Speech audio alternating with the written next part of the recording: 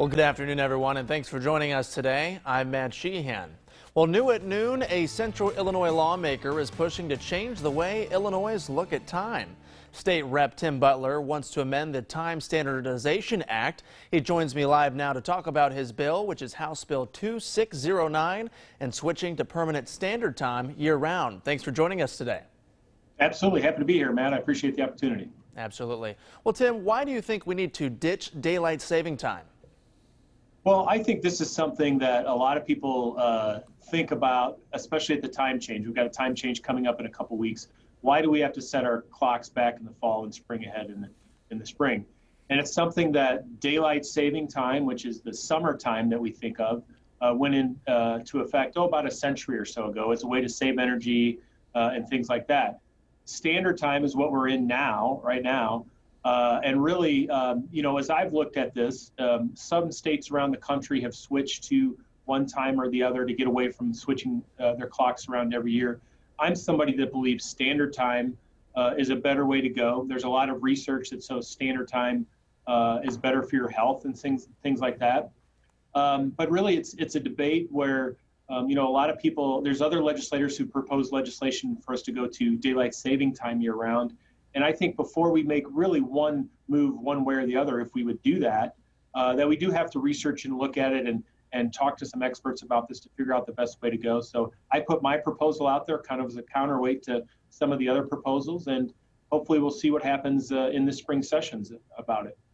Yeah, and speaking about those other bills, what is different about this bill? And also, how will this impact darkness and light during our days?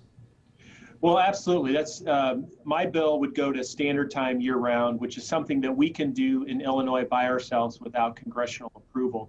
Going to daylight saving time year-round, we could make that in Illinois. We could pass something like that, but then we would need congressional approval on top of that.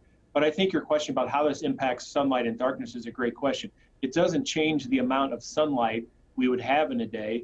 It just, our time changes just switches around when we see it on the clock. And for me, I'm someone that believes light in the morning is really important.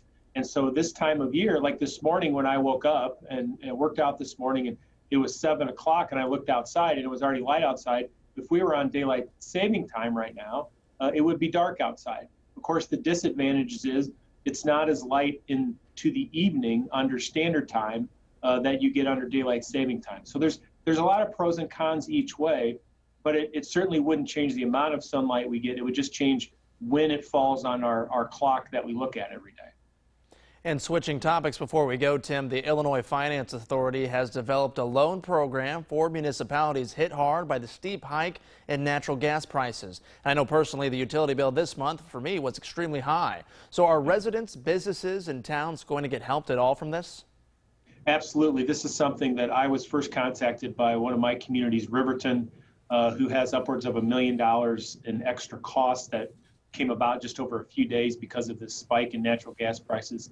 Morton, which I have a little slice of Morton in the 87th district as well. I know they've been hit hard with prices as well. So the Finance Authority put together a loan program to go to communities to help ease the burden on this, be able to spread out the payments on this over a few years. It was the right thing to do. I had multiple conversations with the governor's office with this and about this, and really it's going to help the citizens pay those bills, and hopefully the federal government will come in with some funding here down the road as well. But in the near term, I was glad to see the state take a little bit of action on this to try to ease the burden on communities and citizens.